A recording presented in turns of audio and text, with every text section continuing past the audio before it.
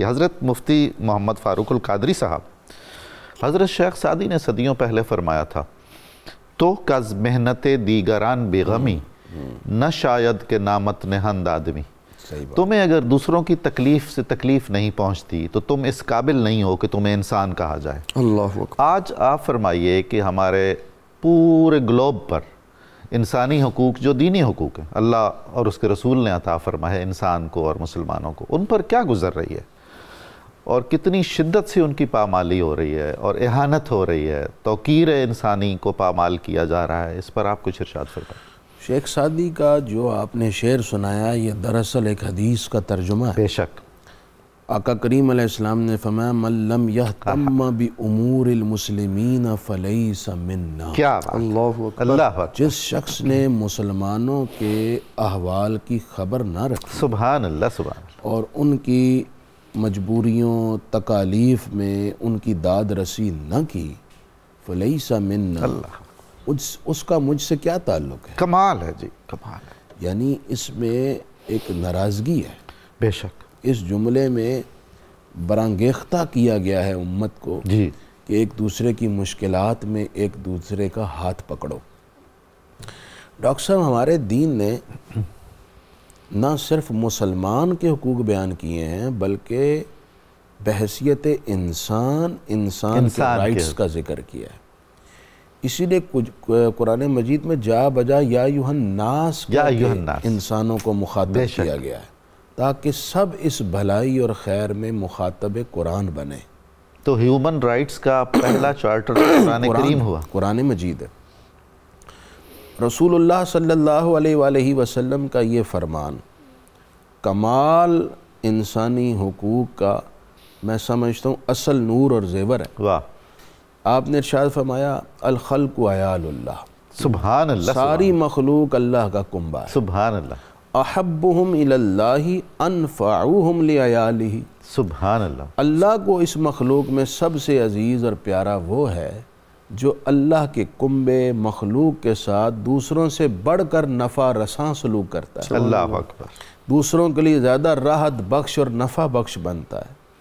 تو گویا اللہ کے ہاں مقبولیت یہ ہے کہ انسان انسانیت کے لیے نفع اور بھلائی کا استعارہ بنے، سبحان اللہ، اور جو اذیت کا اور تکلیف کا باعث بنے وہ بارگاہ خدا میں ناپسندیدہ ہے اور اسی شیطان کی مانند ہے۔ اللہ اکبر، اللہ، جس کو اس بارگاہ سے دھتکارا گیا۔ بے شک۔ اس وقت دیکھا جائے تو روئے زمین پر ہمیں مسلمانوں کے علاوہ مغرب میں دو کردار نظر آتے ہیں جی، اور میں اس دور کردار پر انگشت بدنداں ہوں اور حیران ہوں کہ دنیا کو یہ منافقانہ دورہ کردار کیوں نہیں دکھائی دیتا۔ ایک طرف تو بلیوں اور کتوں اور چھوٹے چھوٹے جانوروں کے ساتھ ان کا درد مندانہ سلوک ہے، اللہ آپ کو جزا دے، کیا خوبصورت اور بات۔ دوسری طرف ہم دیکھتے ہیں کہ انہی لوگوں کا اور انہی کے عمائے دین کا جیتے جاگتے خوبصورت انسانوں پر قیامت خیز سلوک ہے، تاتاریوں چنگیزیوں سے بھی بڑھ کر بدتر سلوک ہے، اور ایسا خوفناک سلوک ہے کہ انسان کی روح کانپ جائے۔ یعنی دیکھیے جی، اسی روئے زمین پر جہاں ایک طرف ہیومن رائٹس کا ڈھول پیٹا جا رہا ہے، جی، اسی زمین پر انہی کے سامنے اور انہی کے ہاتھوں سے حد ہو گئی۔ 1.25 سال ہو گیا ہے دنیا کے خطرناک ترین ہتھیاروں کے ذریعے موت کا کھیل کھیلا جا رہا ہے۔ انا للہ و انا الیہ۔ لاکھوں فلسطینی شہید کر دیے گئے، گھر تباہ کر دیے گئے، ان کے خون سے زمین کو رنگین کر دیا گیا، نسل کشی کی نوبت آ گئی، نسل کشی ہو رہی ہے، اور ابھی تک وہ بس ہی نہیں کر رہا ہے۔ ایسا بدماش دشمن ہے، ایسا کم ظرف دشمن ہے، صحیح فرما رہے ہیں۔ لیکن تماشا یہ ہے کہ وہ جو ہیومن رائٹس کے چیمپئن ہیں انہی کے ہاتھوں سے یہ سب ہو رہا ہے، وہی سب کچھ کر رہا ہے، اور دنیا کو یہ دکھائی نہیں دے رہا، کوئی اس پہ بات نہیں کر رہا۔ بے حسی ہے۔ ہاں، میں ان لوگوں کو ضرور سلام تحسین پیش کروں گا جو اگرچہ مسلم نہیں لیکن پھر بھی درد مند ہیں، انسانیت کے حوالے سے ان کے دل میں باشعور بھی ہیں، صاحب احساس ہیں، اور وہ اکثر یورپ اور دیگر مقامات کے روڈز پر کچھ پلیٹ چارٹس لے کر کوئی اور اس طرح کے احتجاج نوٹ کرواتے رہتے ہیں، لیکن اسلامی دنیا میں تو یہ سب بھی نہیں ہو رہا کہ وہ اتنی سی بات بھی کر سکیں۔ اسلامی دنیا کا کردار انسان ہونے کے لحاظ سے بھی اور مسلمان ہونے کے لحاظ سے بھی دونوں ہی بڑا ہی منفی ہے اور افسوسناک ہے۔ اللہ انہیں جگائے اور اپنی ذمہ داری کا احساس نصیب کرے۔ آمین۔ ڈاکٹر صاحب ہیومن رائٹس کی جو باتیں کرتے ہیں نا، ان کو یہ سمجھنا چاہیے کہ ہیومن رائٹس اسلام نے بتائے اور اسلام نے کر کے دکھائے بھی ہیں۔ بے شک۔ دیکھیے، میں رسول اللہ صلی اللہ علیہ وسلم کی ذات پاک تو وراء الورا ہے، بے شک، اور متعدد مثالیں امت میں دیکھ لیجئے۔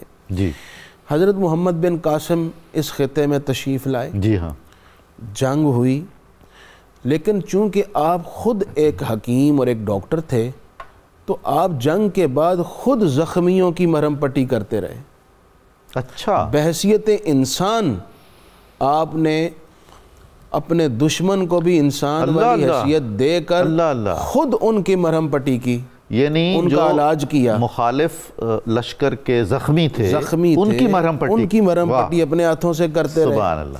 آگے چلیے، تاریخ کے اندر یہ بات نقش ہے اور مغرب کی کتابوں میں بھی اس کی توثیق موجود ہے۔ جی، حضرت صلاح الدین ایوبی رحمہ اللہ نے بے شک جب ان کے سامنے آ کر صلیبی فوجیوں کی خواتین نے یہ گزارش کی کہ ہمارے قیدیوں کو رہا کر دیا جائے، ہمیں اپنے شوہروں کی، اپنے بھائیوں کی اور بچوں کی یاد ستاتی ہے، آپ انہیں معاف کر دیں، رحم کی بھیک مانگی، تو سلطان صلاح الدین ایوبی نے بلا تاخیر حکم جاری فرمایا کہ ان کو آزاد کر دیا جائے۔ سبحان اللہ۔ آپ انہوں نے معاف کیا اور رحم کی ایک مثال قائم کی، لیکن انہی صلیبیوں نے پلٹ کر جب دوبارہ حملہ کیا تو انہوں نے مسلمانوں کے ساتھ کچھ تو خون کا وہ بازار گرم کیا کہ آج تاریخ بھی کانپتی ہے۔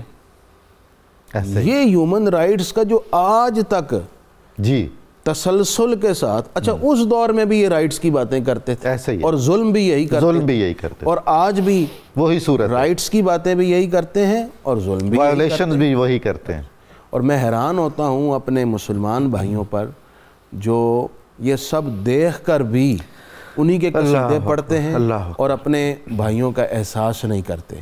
ضرورت اس امر کی ہے جی، اسلام نے مسلمانوں اور انسانوں کے حقوق بتائے ہیں، اس حقوق کے اندر آ کر ہی انسانیت کے اندر یعنی اس دنیا میں راحت اور سکون ممکن ہے۔ اس کے علاوہ آپ کو دوہرے اور منافقانہ رویے ہی نظر آئیں گے اور کچھ نظر نہیں آئے گا۔ بے شک۔